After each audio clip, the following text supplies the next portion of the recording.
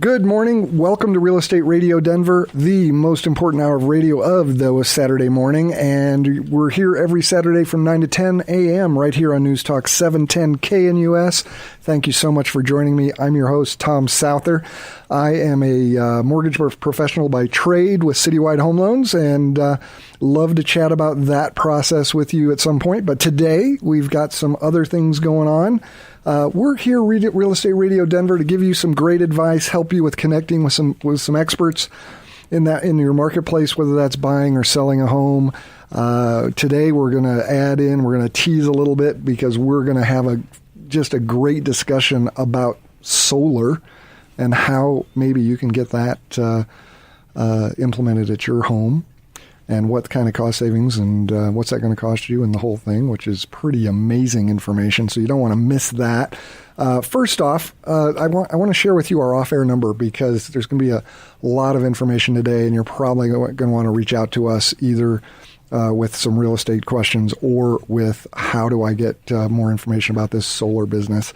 So I'm going to give you the off-air number, 720-515-1818, 720-515-1818. You can text to that number. You can leave me a message, and love to have your question on next week if that's what you have, or put you together with either of my great guests today. So within every market, there are some solutions as well as just tremendous opportunities. I think we're going to reveal one to you today.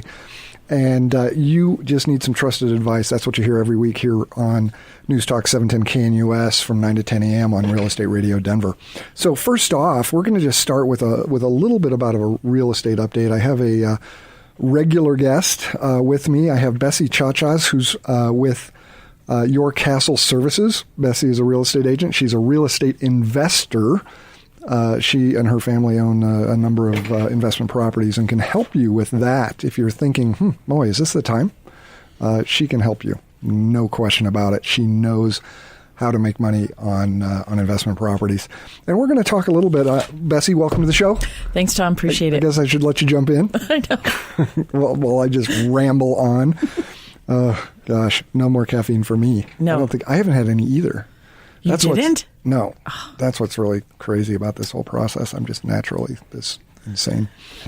Anyway, you wanted to help people out with some of the questions and steps in that selling process, because that is we were talking about it earlier, and it's a really emotional process for people. That is typically a home they've lived in for a long time, and how do you get through those steps, and what do you consider? You are a listing agent. You do a lot of sales, and that process is near and dear to you. Yeah. The seller process is something that we really should talk about today because things have switched. It's no longer a buyer's market. It's now a seller's market. With inventory the way it is, where it was years ago, there was like over 30,000 homes on the market, and now there's less than 6,000 homes on the market. There's a lot of things that people should really consider when they're selling their home. Even though it's a seller's market, you really want to be careful about how you list and sell your house. It doesn't mean sky's the limit. Right. And I think that a lot of people think that. It's go in high and stay high. Yeah. And that is absolutely not the right way to go. No, it's not. And one of the things that you should ask your real estate professional when you decide on a real estate professional, you should always interview a couple of real estate agents. But statistics say that the homeowner usually picks the first person that they've interviewed 65% of the time. Really? So you always want to be first. You don't want to be the last guy that goes into a house. I always ask them, so how many other agents, and have you interviewed them, and how many have you interviewed? So statistics show that 65% use the first agent that walks through the door. Whether they're the best agent or not. Right.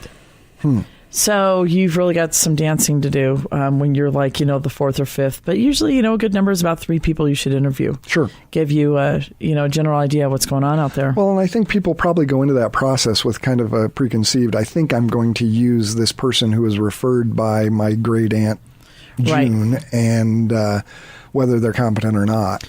Right. Remember, a couple of months ago, we talked about why you don't use your best friend. Yes. Because, there's about 16,000 agents, and last year, half of them didn't even do one deal last year.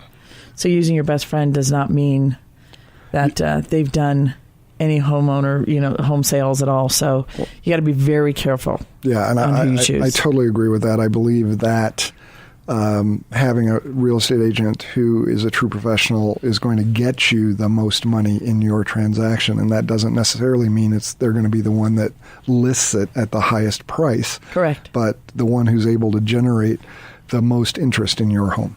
Very true. And one of the things that people don't understand is what really is the definition of fair market value. And fair market value is the value that is determined by buyers who are willing to pay a given price for their choices and what sellers are willing to sell given their choices and the competition. And that is the definition of fair market value. So you've really got to be careful about when you're talking about that. And when you're looking at homes that are overvalued or undervalued or distressed properties in your neighborhood, you want to be the one that's right there, at the line, a little bit above. Of course, considering what you have in your house, what upgrades, what you've done. And of course, solar panel, which we'll talk about later. That's a value add. That's a value added also. We're going to get there in the next segment. Right. So that is really what you really need to consider and think about what fair market value is. Because homeowners go through basically the 5 changes of change when they're selling their house. And like you said, Tom, some of these people have been living in their house for 20 years, 5, 10 years. It becomes part of them. Some of them have raised their kids in this house. Their first home where kids are like, born there, and then mom and dad decide to move when they're like 12, 13. It is a process for kids also when they're leaving a house.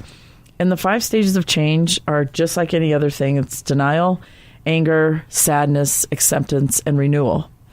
And you've got to pick an agent that can help you also get through all of those stages, because it is a process to sell your home. Well, that is interesting information, and I want to get a little deeper on that. You're listening to Real Estate Radio Denver here on News Talk 710 KNUS. I have Bessie Chachas from Your Castle Services, real estate agent and investment property owner. We're going to come back and we're going to give you those 5 steps. I want to give you out our off-air number again, because you want to write this down now, because when we get to our portion where we're going to talk in the second half or 2/3 of the show about solar, you're going to want to know this. 720-515-1818. 720-515-1818. We'll be right back. Welcome back to Real Estate Radio Denver. I'm your host, Tom Souther, and we're having a discussion about how to effectively list your home. What are the issues that go into that, and who makes those decisions? And I'm here with Bessie Chachas from Your Castle Services. Bessie's a real estate agent. Loads of experience. Your claim to fame is you were born with a silver paintbrush in your hand. I think that's the exact quote, because you've been involved in property management since you were like 6 months old. Yeah, the slumlordess of Cherry Creek. Nice. So, Bessie, we were talking about, and I want to plug here, because we're about the middle of this segment and the rest of the show, we're going to really fill you in on solar and how to get a solar implementation on your house. What'll that do for you in savings? And that's going to be fantastic information, so don't miss the second half of the show. But Bessie, we were talking about the stages people go through in deciding to list their home. And I think we really wanted to go to who's really the decision maker there. You are a trusted advisor in that process, but where does that decision-making process go through that decision to list and set prices and all of the pieces that go together with that? Sure. The single most important factor in getting a home sold is really the seller's decisions. And what those decisions are based upon is, of course, a real estate agent giving you the material and the information about what homes are going for in your neighborhood. But ultimately, the seller has the decision for the price, the condition of the property. I mean, right. You want to sell your house for this price. Well, you haven't done these upgrades, or you haven't done this or that. You are the one, the ultimate, not the real estate agent. The seller's the one that has the ultimate decision on the condition of the property. But your consultation may be, hey, if you were to delay your list for, say, 30 days and do X, right, I think we could get you another $5,000. Exactly. Or $10,000 or whatever that right. number is. We help out with giving you information that we feel, as experts around there, that we know what's going on in the neighborhood. And what I tell my clients when they want to list their houses, I'm like, let's go look at homes. Let's go look at the homes in your neighborhood so you can see what it looks like to have a home that's selling for this price. Does your home compare to it? Is it above it or below it? Right. So I go out and show about at least 5 homes. And take a little bit of that emotion out of it. Yeah. Because now you're saying, okay, this is what 300,000 buys you and what 350, and getting a real comparison. Right. So if that's your price range. I will take them out and show them 3 to 5 homes, ones that are like very, very nice, ones that are average, and ones that haven't been upgraded at all. And then after that, we walk back into their house immediately after and go, well, what would you price this house at? Right. So I want them to be in the buyer's shoes when they're walking in, because they've acted like buyers walking into these other homes. Now you're walking into your own home. Where do you feel that your home was compared to all those other homes? You bet. So another thing also is the showing availability. Your house isn't going to sell if you don't allow showings. Things happen, parties happen, birthday parties happen, or, but you've really got to be able to show your home, because somebody may want to look at your house at another house and they couldn't see yours, and they saw the house down the street and they went for that house. Right. So being able to show your house, particularly in this market where things do move typically fairly quickly. Right. If you're not available, it's not going. Right, exactly. If they can't get in, it's not going to happen. Also, contract acceptance. I mean, how are you really willing to sign a contract? Right. That is bottom line. I mean, a lot of people want to sell their home, and then it gets down to a contract, and they start backing out. Yeah. And like I said, it's those 5 stages, again, that I was talking about, that people really go through when it comes to a contract acceptance. And also who you choose as your real estate agent. A real estate agent should make the whole process safe and very clear for you. Conversations with them, communication with them is very, very key. Yeah, I totally agree with all of this. That relationship, which it lasts for months with your real estate agent, and your mortgage person, quite honestly, is pretty intimate.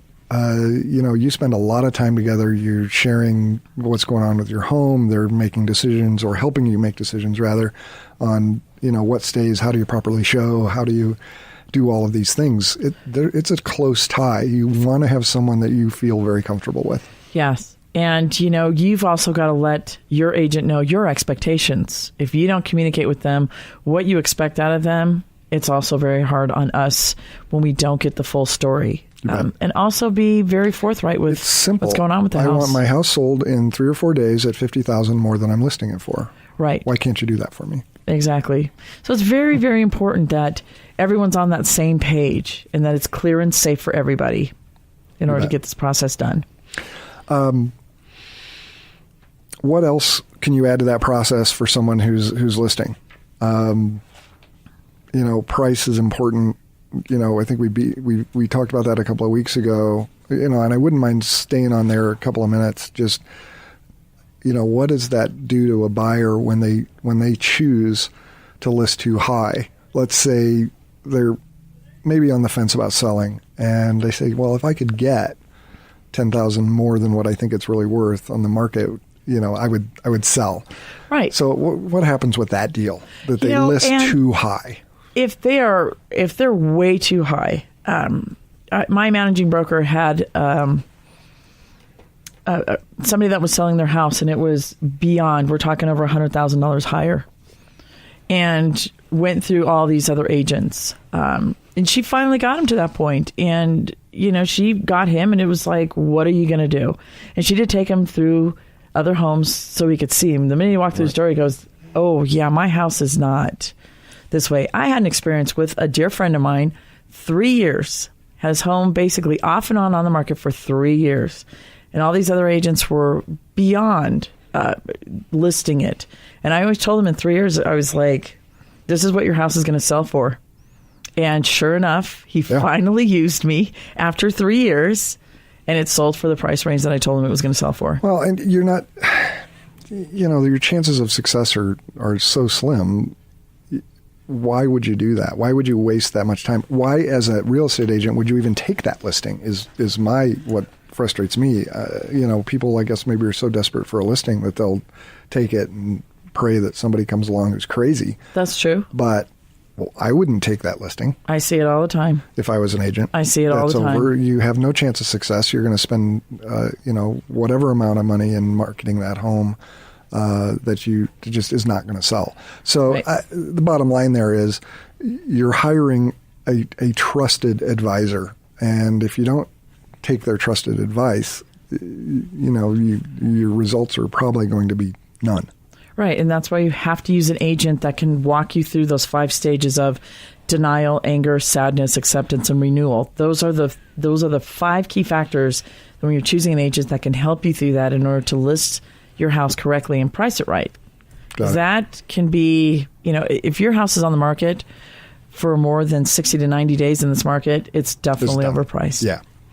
All right, Bessie Chachas with Your Castle Services. Thank you so much. Thanks, Tom. You are going to stick around and lob questions on our solar discussion, hopefully. Yes. And I want to introduce my next guest. I have Shawn Ransom from SunTalk Solar. So actually, SunTalk Solar Energy Solutions. Is that the full way to go, Shawn? Well, it's just SunTalk Solar is pretty much the easiest way to go right there. Now, your title from your card is solar designer, and you are responsible for putting together implementations, correct? Correct. Yeah, I pretty much what I do is I head out onto a site and speak with the homeowner and mainly just offer a consultation on their home and its viability for solar.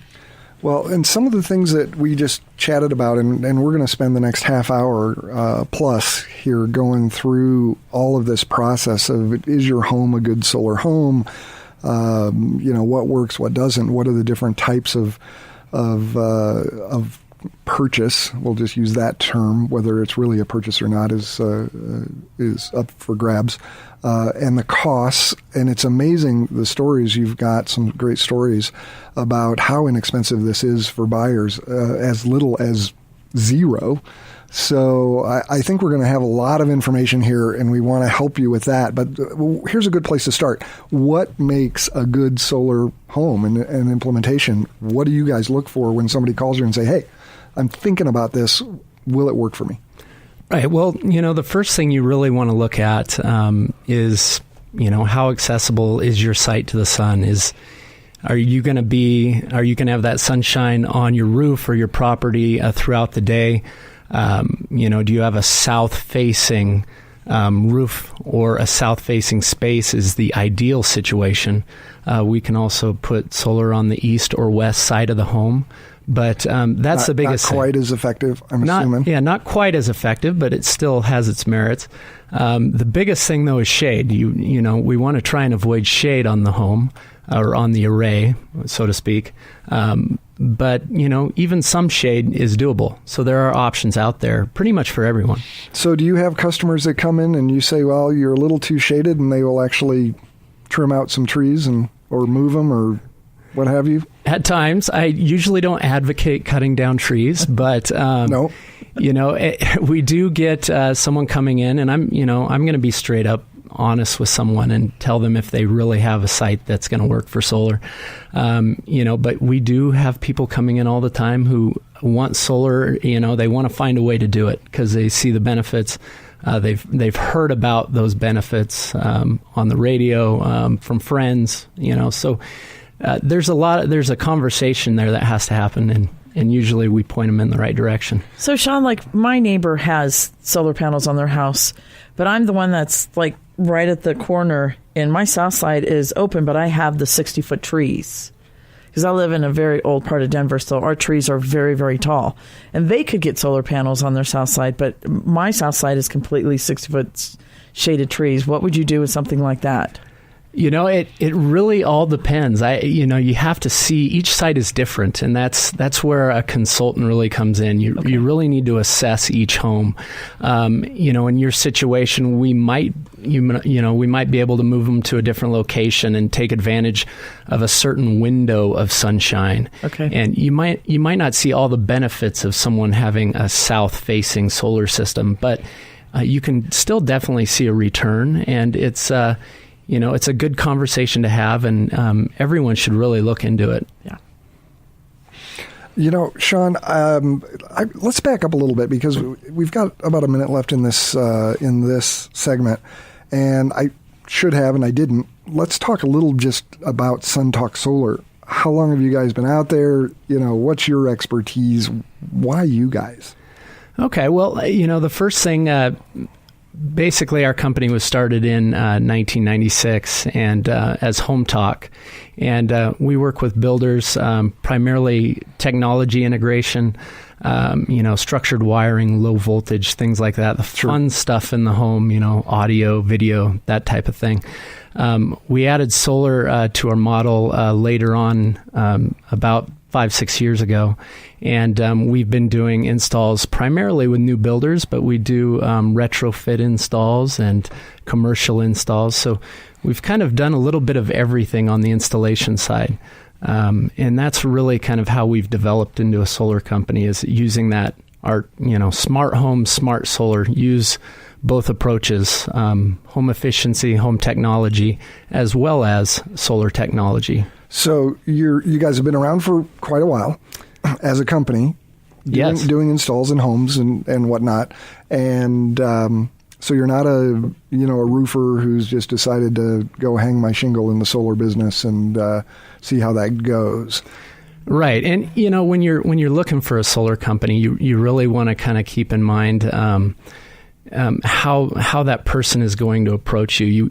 You want to have someone who is more of assisting you with that process rather than just putting a contract in your lap. You want to get the problem. We got to take a break here. We're going to come right back with more with SunTalk Solar. Don't miss a minute. Welcome back to Real Estate Radio Denver. I'm your host, Tom Souther, and I want to give you our off-air phone number because you are going to want to get some information here from our guests. So please call 720-515-1818. It's off-air. Leave me a message. Send me a text. And I'd love to put you together with Shawn Ransom from SunTalk Solar or Bessie Chachas from Your Castle Services. But the solar implementation and solar installs on your home is such an incredible deal these days. Everybody's heard stories, $0 or to do a solar installation, which we'll get into how that all happens. But there's a couple of different options. And Shawn, welcome back. And want to give you an opportunity to just kind of tell us about some of those options that people have when they're looking at an installation. We went over what makes a good home. Obviously, you need some sunshine and you need some roof space and whatnot. Was there anything else you wanted to add to that before we get into how that actually works and maybe talk about a little bit of the dollars and cents? No, I think the next thing, dollars and cents, would be good. We're really if you have a home in Colorado that receives a lot of sunshine, you're a definite candidate for solar, and you should look into it. Bottom line. And let's just go there really quickly. How would they get a hold of you to do that? Do you want me to read off your numbers? Yeah, sure. That's great. Why don't you do it? Because I don't want to give the wrong ones. Okay. You can actually reach out to me personally and to schedule a site evaluation. My phone number is 720-295-9180. And then let's throw your website out there too, because your website is pretty complete. A lot of information, which is SunTalk. Why can I not say that word? SunTalkSolar.com. Correct? That is correct. And but let's talk about these options, different ways you can do an implementation, and what are the differences, and how do the costs work out on these? Okay. Well, obviously we can't. Every implementation is going to be a little bit different. Yeah. Every home is different, but that there are a few options out there. The most common in Colorado is what you would call a lease or a power purchase agreement. And that's where you're either putting little money up front or no money up front, and you're basically levelizing your utility costs. So you're either paying a set monthly fee for that utility that you would now get from the solar, or you're paying a set price per kilowatt hour, which is what your utility company, that's how they're charging you. Both of those should be less than what the utility is charging you, which is where you receive the biggest benefit. Savings, and those savings grow over time as the utilities increase their rates. So that is a very popular option here in Colorado because, of course, the no money or little money out of pocket. So you're essentially writing a lease for this equipment that you're going to put on someone's roof. And how long does that typically go, and where does that money come from? Right. Because obviously you guys, are you guys just fronting? It's not our company. Yeah, it's not our company that's fronting the money. Typically, it's from a fund, and there's a company managing that fund. And the nice thing about it is, like I said, the no money or little money out of pocket is the biggest, attraction to this type of program. And these agreements usually last about 20 years, 20 to 25 years, depending on what you're looking at. So there is a period of time there, but if you can, see increased savings every year and have another option for your utility, that's the biggest thing. I mean, right now you have your one utility provider, and you don't have an option there. This gives you another way to look at it, another pricing structure to look at. So the biggest thing is saving money right there. That's what I see. Yeah, absolutely. So I'm assuming that some of this is subsidized by the utility companies. Is that still going on? There are still incentives available. Typically, the biggest provider here in Colorado is Xcel, and they do have incentives available. There's also an incentive offered by the federal government, which is a 30% tax credit. So that's why these leases are, available, because you have someone who's buying the system, putting it on your roof, and they are getting those incentives. That's why they're able to do it for free, because they're going to recoup their money. So essentially, that lease program, you lease back to the homeowner, and they, for that lease, give you those incentives to pay for that equipment over that 20-year period. That's correct. Kind of a ballpark? Yeah, that's kind of a ballpark, kind of how it works, yes. And do you have any great examples of how that has worked out for some customers? I do. Some of my favorites are customers that keep calling me every month with their Xcel bill or their utility bill.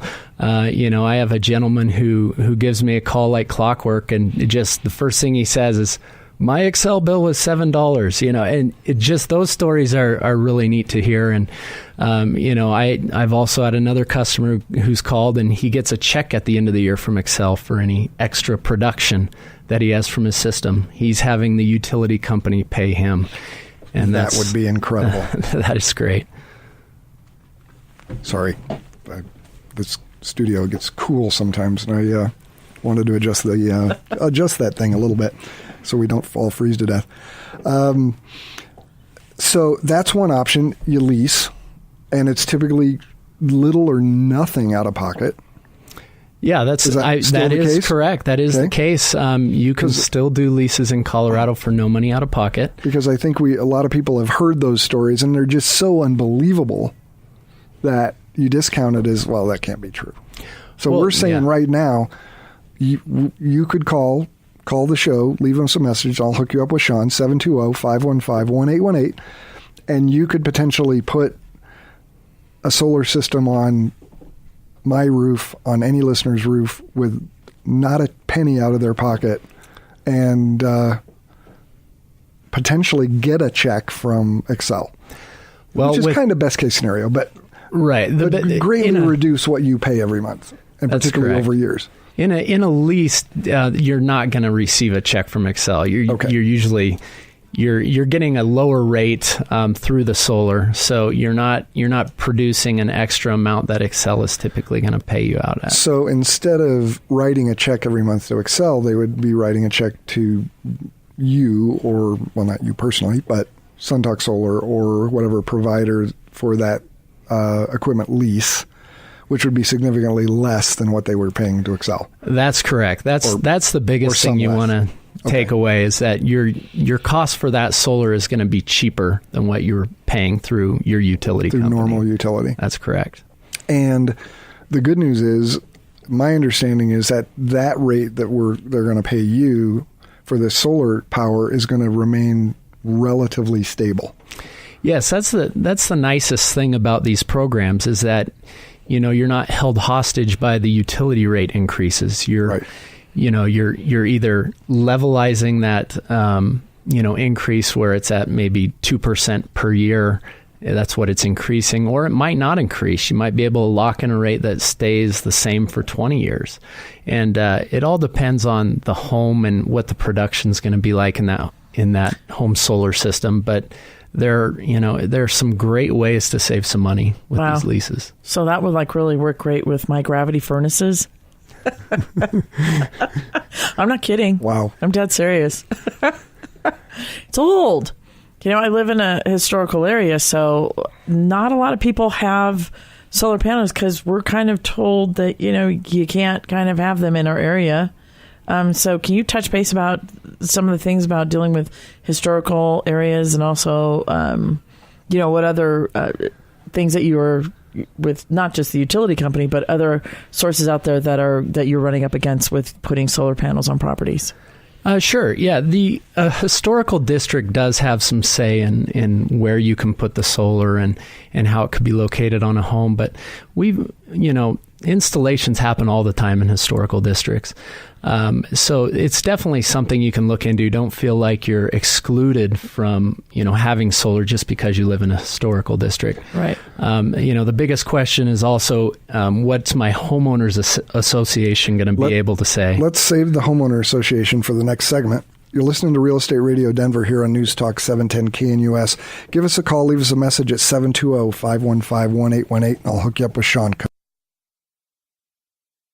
Welcome back to Real Estate Radio Denver. I'm your host, Tom Souther. I'm here in studio with Shawn Ransom, solar designer with SunTalk Solar, and we're talking about solar implementations. I also have with me Bessie Chachas. She is a real estate agent with Your Castle Services, and we were filling you in on some of the trouble that I guess you run into with implementation. Some neighborhoods are tougher.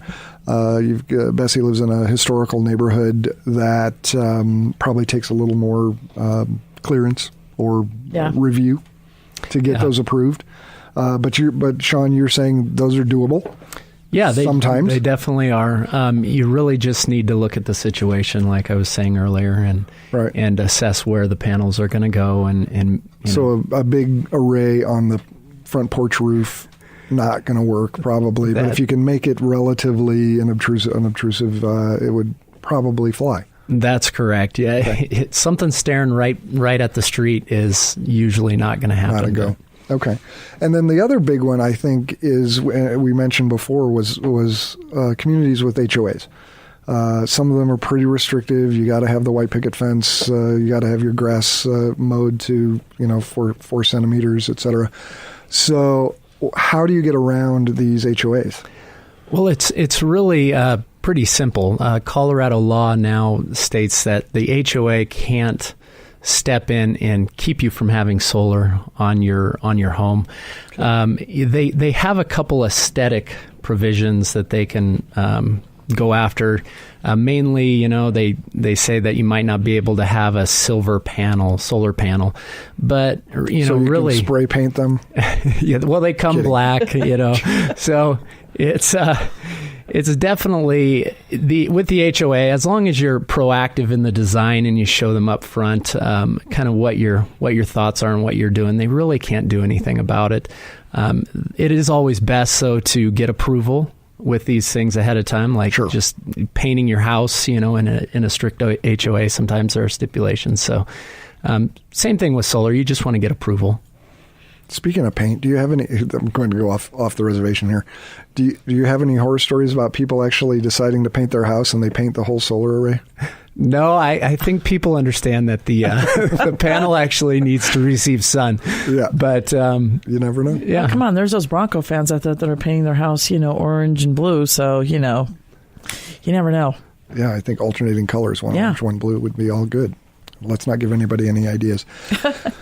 All right. So HOAs you work with, and there's laws in place in Colorado that keeping you from having a solar array. So that's not really an issue, sounds like. No, it's not. It's, and most HOAs in Colorado really, they've been through these processes. Almost every HOA has at least one home in that community that has solar.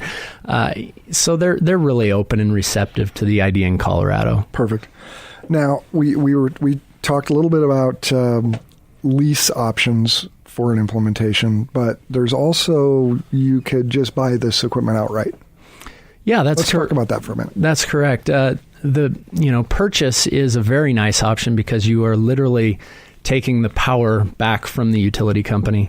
You are now your own power producer, and you're going to receive those incentives that we talked about earlier. You're going to receive those directly because you're the owner of that system.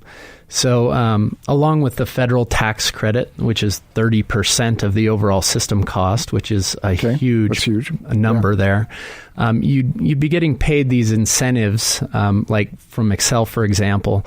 They'd pay you over 10 years, this incentive for what your system's producing. So you not only have the federal tax credit you're getting, you get these incentives as well from the utility company. And then you also can't forget about the energy savings, what that system is saving you.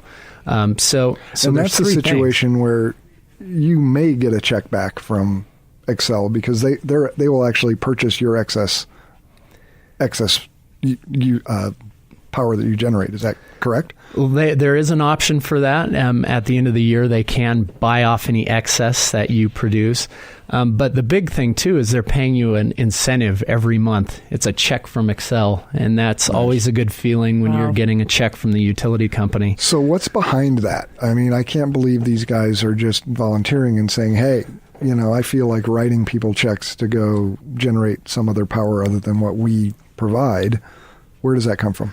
Well, it's really the solar rewards program that's set up, and it's not, each utility company may have something different, and some don't even have any of those incentives at all. But in Xcel's case, there is basically they have to meet renewable energy requirements by the year 2020, and this was one way that they can get there is by purchasing your credits, so to speak, from the solar that you're producing. Versus them putting up 100,000 acres of solar panels somewhere. Right. And so it's very, it really puts it back on the homeowner where they could take advantage of this.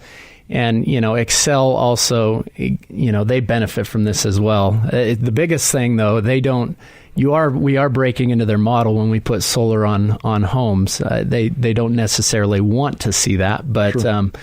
It's something that's happening, and it really is a good thing all around. It does help the energy grid out there, the electric grid, and there are benefits all around. You bet.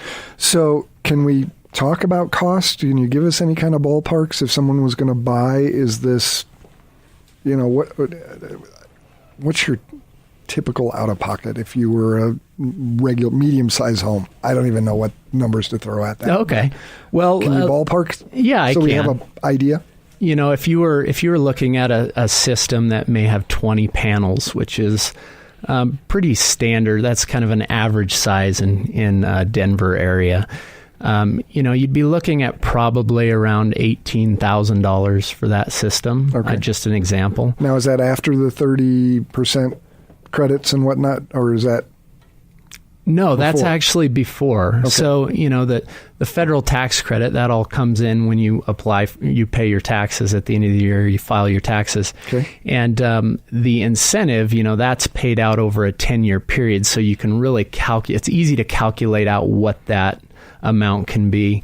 And when you roll all this together along with the energy savings, a system about that size is going to pay for itself with incentives in about 8 years. So wow. There aren't many things out there that actually pay for themselves that you can do in your home. Exactly. So that's the really nice thing there. And then anything after that is just money in your pocket, anything after those 8 years. So. And I'm assuming when you go out and do your evaluation for anyone who's interested in a solar implementation, you can lay out these exact numbers. You have their energy usage typically over the last year or two, several years. And I'm assuming you can get pretty down to the numbers and close to what exactly they would save in these different models. Yes, I mean we can get extremely close. Usually, when our team is out there, we're giving pretty conservative estimates on savings, but you know we can get it down and crunch those numbers really tight so you can see your return, really roughly what that system is going to do for you, energy savings wise, how long it's going to take to pay for itself. All of those things can be broken down very easily. You know, I was talking to my neighbors who have it, and let me jump in for 1 second. Okay. Because I want to just throw out our number again. Please, if you'd like me to get together with Shawn and get a free home evaluation, you can call our number off air, 720-515-1818, 720-515-1818. Leave me a message, send me a text. I will put you together with Shawn, or check out SunTalkSolar.com and get more information. I'm sorry, go ahead, Bessie. I was talking to my neighbors just over this past winter, and in the 4 months, their Excel bill for those 4 months total was $38. Right. It's amazing some of the stories you can hear, you know, when you have these people that are offsetting all of their utility and you know, they're, like I said, they're taking the power back really. They're their own producers, and there is definite benefit in there. And, you know, a lot of people get really excited about it. They start getting, you know, excited about renewables and want to try and save in other ways. So, well, and I think there are many people out here who would do this just because it's the right thing to do. And whether that's a break even or not, maybe not write a bigger check, but even if it's a break even, this makes sense. Mm-hmm. It does, and that's what we see a lot from you know, the homeowners out there, is that as more people get educated about this process, it does make more sense. You bet. Yeah. Well, let's switch gears. And Bessie, I want you to jump in here. Bessie Chachas from Your Castle Services. Let's talk about value increase. What does it do to the average home? I'm assuming this is a big value add in that home value.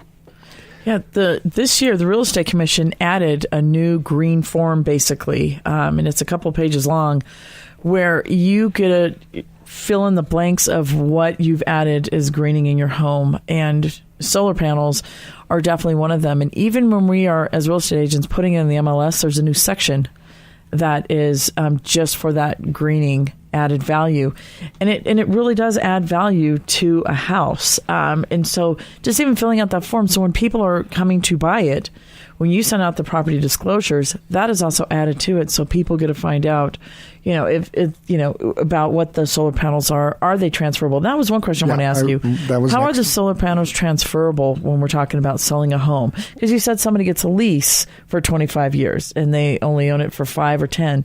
Talk about how that transfers onto a property. Well, before we jump there, Shawn, do you have something to add to that value? Oh, yeah. Well, you know, your value question. Yes, you're absolutely right. It does increase the value. You know, a kind of a rough idea what that value increase could be. For every dollar you save, usually on your utility per year, that can increase your home value by 20. So, you know, if you're saving $1,000 a year, you can increase your home value by about $20,000. So, right. That's kind of a, you know, rough estimate there, but, you know, it varies for sure. So, yeah. Well, and then that's an excellent question, Bessie, on what happens with one of these lease options when you sell that home. There is a transferable clause in all of these leases. It's a one-page document. That's about as easy as it gets, where you just transfer the lease to the next homeowner. Obviously, in a purchase scenario where you've bought the system, that doesn't come into play. It just goes with the home. But the nice thing about these incentives that Excel is paying out, those stay with the home. So if you sell, they transfer. If you sell your home and it still has 5 years left of payments from the utility company, that also stays with home. So you really need to add that value into the home value as well. That's awesome, because you know, one of the main things, you know, like I said, we're talking about sellers in the process, and the greatest fears are definitely selling the property too cheap, paying an agent too much, and why the property isn't selling. And if you're adding value like something like that, it makes it absolutely incredible to sell a house then. Yeah, I agree with you there. It's really nice when these systems can pay for themselves as quickly as they do. 8 years, that's, if you're selling after that point especially, I mean, it's just added value right there, and you're getting some extras out of it. All right, I want to wrap this up. You're listening to Real Estate Radio Denver here on News Talk 710 KNUS. I would love to put you together with Shawn Ransom with SunTalk Solar. You can reach us off air. Leave me a message. I'll put you together with Shawn. 720-515-1818. 720-515-1818. Shawn, thank you so much. Bessie, thank you. Thank you. Hopefully we can do this again, Shawn. Definitely. We'll see you next week.